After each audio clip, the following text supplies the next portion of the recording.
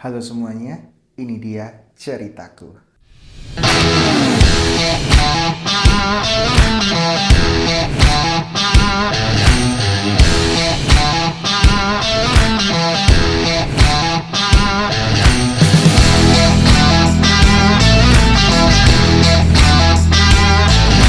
Halo guys, welcome to my channel. Jadi hari ini aku mau cerita-cerita tentang pengalaman aku kurang lebih 12 tahun di properti ya. Jadi aku itu pertama kali join properti itu di 2013 guys. Itu waktu itu di brand bernama Promax gitu ya. PROMAX. Nah itu waktu itu di proses itu aku join diajak sama ibuku atau mama saya gitu ya. Dimana mama saya sudah memulai dahulu itu di 2009 akhir di Raywhite waktu itu. Nah, jadi mama saya pindah brand di Promax itu bersama teman-temannya. Lalu saya diajak ke sana. Kebetulan waktu itu di Promax Graha Family.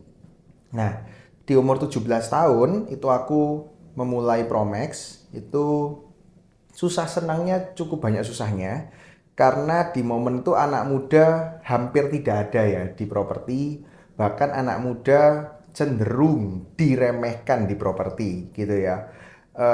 Bahkan waktu itu kalau ibarat kata itu apa ya, kayak mereka itu menganggap aku itu bisa di properti atau closing itu dikarenakan mamaku membantu saya gitu ya. Tapi boleh ditanyakan sendiri nanti di mungkin di video kita selanjutnya bahwa mama saya tidak pernah membantu saya dalam segi closing gitu ya. Nah, oke, lanjut ya. Di umur 17 tahun saya mulai properti. Waktu itu kurang lebih yang join training marketing baru itu kurang lebih 17 orang. Tapi setahu saya, kalau saya nggak salah, 16-nya itu sekarang sudah tidak di properti ya. Jadi saya sendiri aja yang sisa di properti. Nah, aku mau cerita nih, apalagi buat anak-anak muda, Gen Z gitu ya. Zaman sekarang tuh properti gimana? Nah, di zamanku dulu itu properti tidak ada sosial media, guys. Jadi tidak ada nama Instagram, tidak ada namanya YouTube, tidak ada namanya TikTok bahkan ya.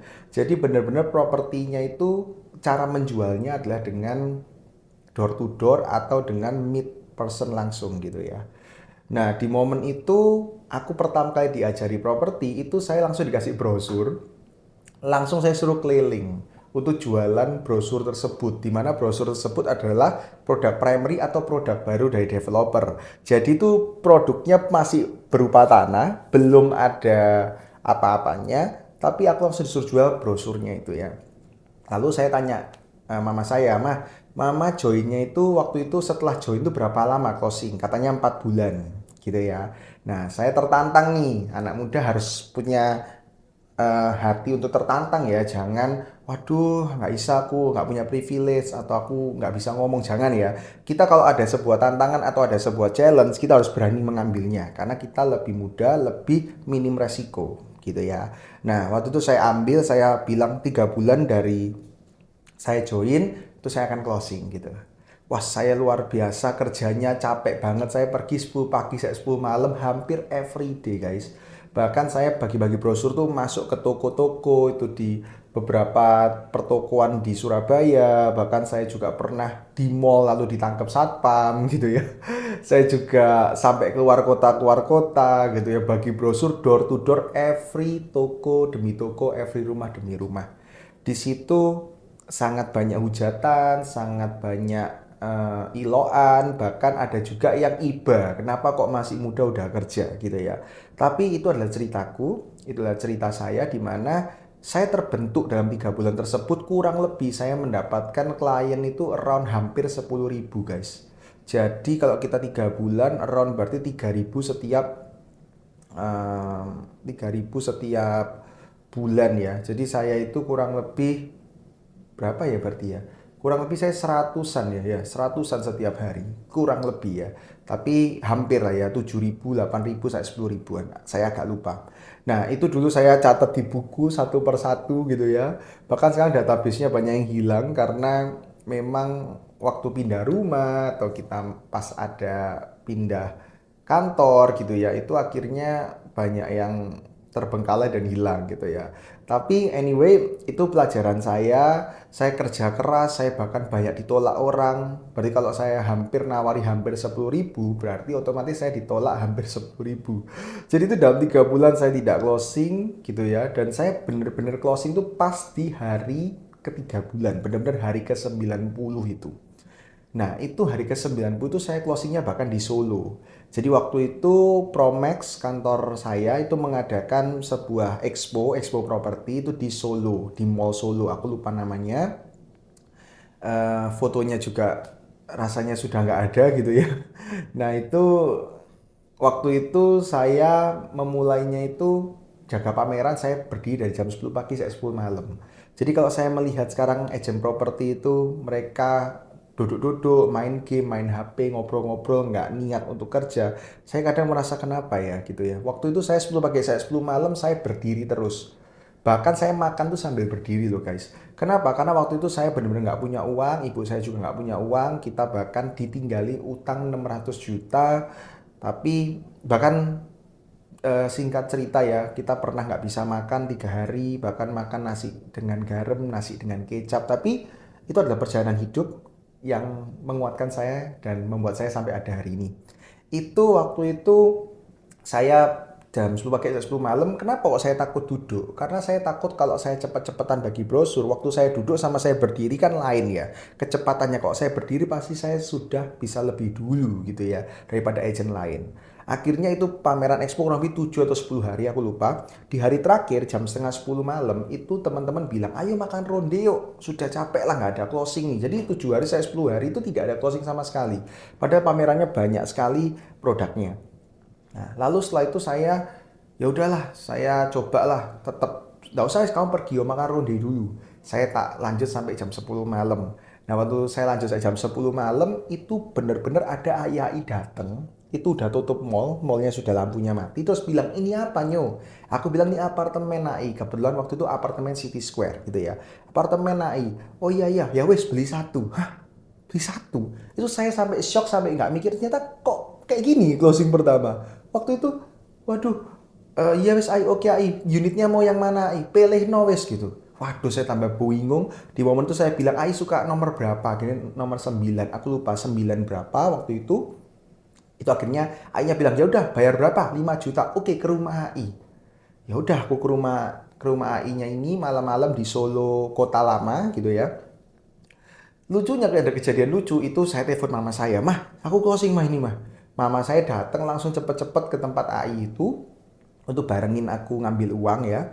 Nah, tapi karena rumahnya AI-nya itu besar banget, bahkan kacanya itu sampai nggak terlihat seperti kaca bersihnya, mama saya kejedot kepalanya.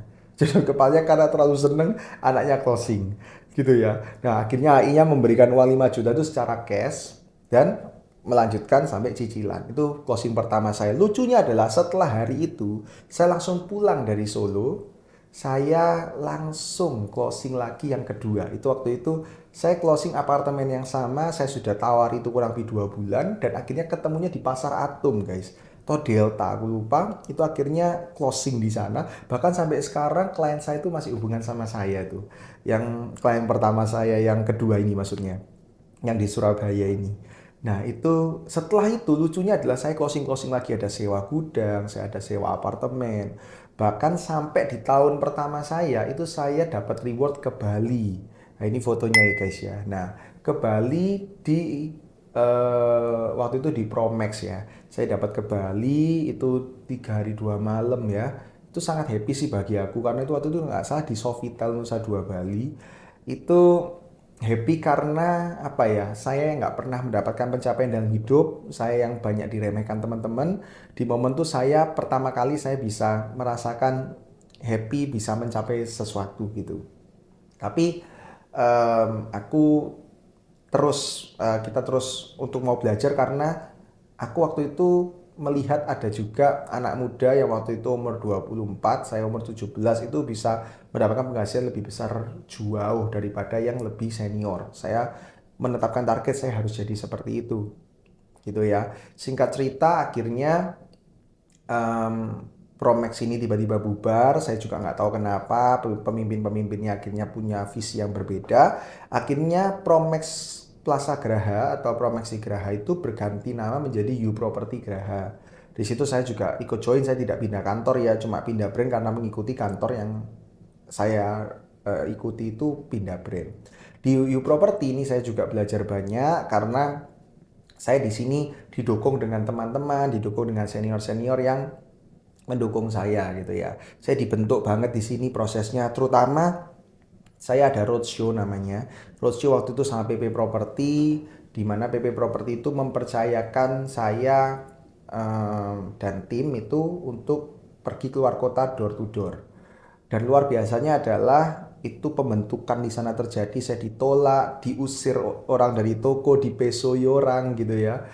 Tapi itu membentuk saya jadi lebih pintar ngomong, saya jadi lebih pede, saya jadi lebih mengerti tentang klien dan lain-lain. Product knowledge saya juga lebih bagus dan luar biasa dalam setahun tiba-tiba saya itu sama tim tuh menghasilkan 100 miliar loh guys ya pada satu proyek di mana proyek itu harganya 2M sama 1M-an. Jadi kurang lebih kita jualannya hampir sebanyak itu dalam waktu setahun. Lalu luar biasa diproses setelah 6 bulan sebelum setahun itu 100M, saya juga dipercaya menjadi sebuah koordinator pada sebuah proyek namanya Weston View itu di PP Property juga. Itu saya menghasilkan kurang lebih 50 miliaran lah ya untuk saya tim itu. Jadi saya merasa tahun itu benar-benar saya dan tim menghasilkan 150 miliar omset ya.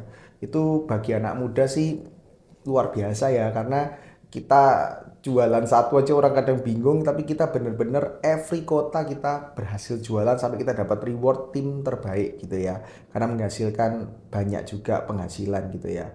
Lalu luar biasanya adalah bukan tentang penghasilannya tapi disitu saya belajar bahwa tentang menghandle klien, menghandle sebuah tim dan juga negosiasi terjadi. Di situ saya pulang tidak menjadi anak muda lagi, tapi setelah setahun itu umur saya masih muda, tapi pemikiran dan cara berbicara saya sudah berbeda dengan orang-orang seusia saya, gitu ya.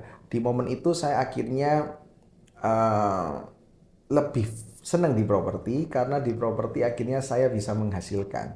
Jadi buat anak-anak muda yang katanya susah untuk menghasilkan di properti nggak apa-apa. Semua itu perlu proses. Semua orang tuh punya jalannya masing-masing. Yang penting kita harus yakin kita akan jadi nomor satu. Yang penting kita harus yakin bahwa kita itu akan menjadi top agent. Itu harus terjadi. Lalu akhirnya di tahun 2019 mama saya itu membuka kantor Hiu Property cabang Citraland, tapi di situ akhirnya mungkin ada crash mama saya dengan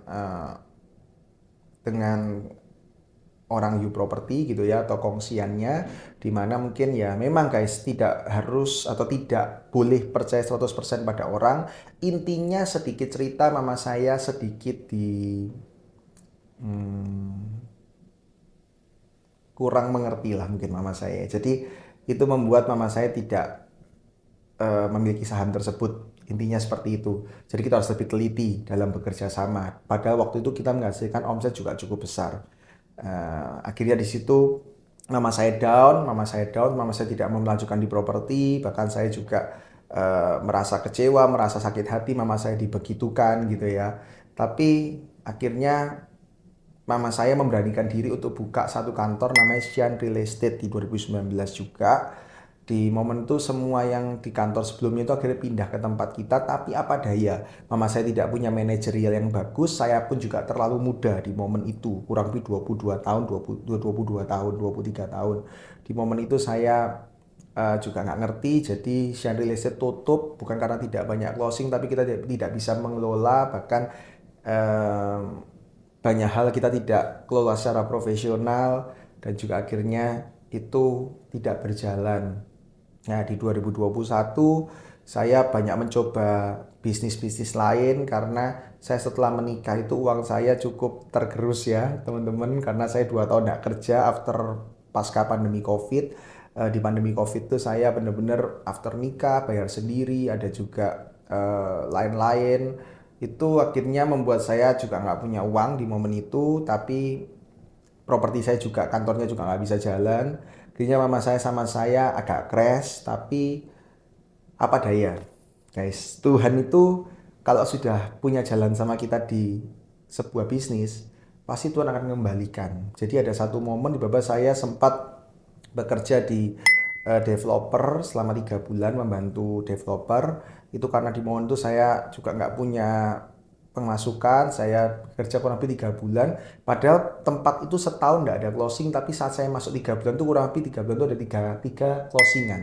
Ya saya mengucap syukur saya bisa jadi terang atau saya bisa jadi semangat di satu tempat itu. Bahkan saya merasa meskipun cuma 3 bulan itu saya waktu keluar tuh saya merasa dikasih dan saya merasa banyak orang care sama saya. Jadi memang kita itu jadi anak muda kita nggak boleh uh, jadi orang tuh males atau jadi orang tuh malah membawa dampak buruk. Tapi kita harus kemanapun kita berada, dimanapun kita ada, kita harus jadi yang orang yang membawa dampak positif. Bahkan orang-orang yang selalu fokusnya adalah untuk membangun sebuah tempatnya menjadi lebih baik, gitu ya.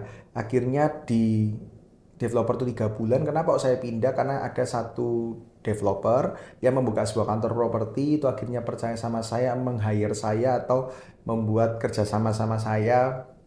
Akhirnya saya memimpin satu kantor yang tanpa mama saya dibantunya. Jadi waktu itu di Rewa juga. Akhirnya saya di situ saya belajar setahun tentang manajerial. Saya benar-benar belajar, saya benar-benar dari sisi admin, finance, bahkan sampai persurat-suratan, bahkan sampai manage tim, dengerin curhatan dari marketing itu semua saya alami di usia saya 27 tahun.